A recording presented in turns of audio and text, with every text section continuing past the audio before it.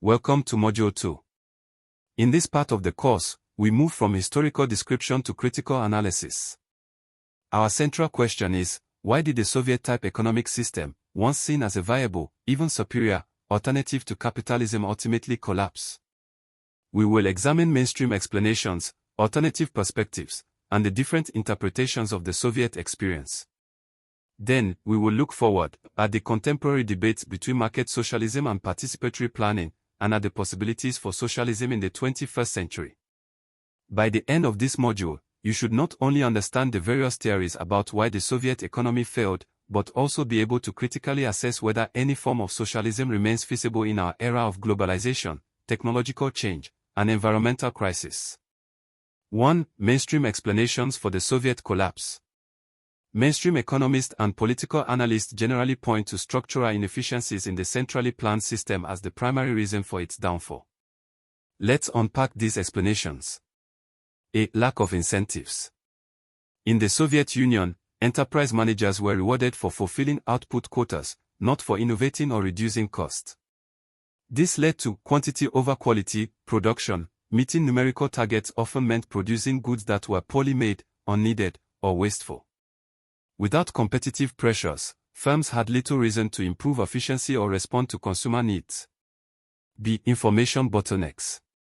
Central planners in Moscow tried to coordinate millions of production decisions across thousands of industries. Even with sophisticated statistical offices, the complexity was overwhelming. Delays, mismatches, and misallocations were common, for example, factories receiving raw materials too late, or the wrong type of inputs for their needs. C. Technological stagnation. While the USSR achieved major breakthroughs in military and space technology, it lagged behind in consumer technology, electronics, and computing. The rigid planning system discouraged rapid adaptation to new technologies, especially those not directly tied to military needs. D. Consumer goods shortages. Chronic shortages undermined public satisfaction. People waited in long queues for basic items, and informal barter networks emerged to fill the gaps. These shortages were not only inconvenient but also signaled systemic inefficiency. E. Military overextension. A significant share of Soviet resources went into maintaining military parity with the United States. The war in Afghanistan, 1979 to 1989, drained resources and morale, echoing the U.S. experience in Vietnam.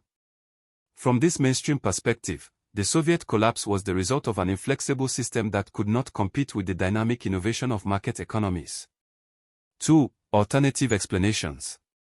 While the mainstream story emphasizes internal inefficiency, alternative perspectives stress political, geopolitical, and reform-related factors. A. Political reform backfiring. Mikhail Gorbachev's policies of glasnost, openness, and perestroika, restructuring, were intended to revitalize socialism. Glasnost allowed public criticism, which rapidly escalated into a broader rejection of the system. Perestroika introduced market-like reforms that disrupted existing supply chains and created economic chaos before new systems could stabilize. B. Over-centralization of political power.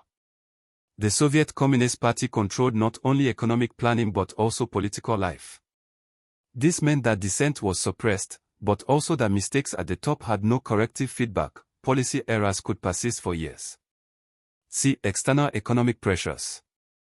The oil price collapse of the mid-1980s cut deeply into Soviet export revenues. The U.S., under Reagan, increased defense spending, forcing the USSR to match it at great cost. D. Nationality and ethnic tensions. The Soviet Union was a multi-ethnic federation. Economic stagnation and glasnost gave space for nationalist movements to grow. Once one republic, like the Baltic states, began to demand independence, the process became self-reinforcing. E. Reform timing and sequencing. Some economists argue that gradual, Chinese-style reform might have saved the Soviet system. Instead, reforms came too quickly, without institutional preparation, leading to collapse. From these alternative perspectives, the Soviet system's fall was not inevitable, it was the result of specific political choices, poor sequencing of reforms, and geopolitical pressures. 3. Evaluating the Soviet experience. How should we judge the Soviet system overall? Achievements. Industrialization, in just a few decades, the USSR transformed from a largely agrarian economy to an industrial superpower. Social welfare, universal education, healthcare, and employment were guaranteed.